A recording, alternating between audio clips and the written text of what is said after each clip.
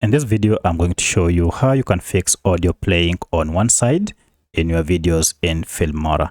If you find this video helpful, I'll kindly request that you support me by liking the video and also by subscribing to my channel. Alright, so I have here a video, and if you have a video that contains an audio and it has an issue whereby it plays on one side, then you can simply fix this by selecting the audio track, or if it is in the video, it is still okay, just select it and then go ahead and find this audio mixer option. From here, go ahead and change this stereo to surround and then apply, and this will go ahead and fix the audio issue. And now if you play, you should have your audio on both sides. Blend that's been around for centuries.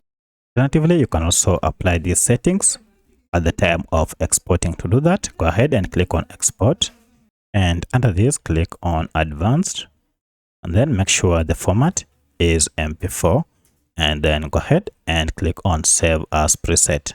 So by using any of these methods, you should be able to solve or fix audio playing on one side on your videos. If you have any other question, kindly let me know in the comment section. Otherwise, thanks for watching, and let's meet in the next video.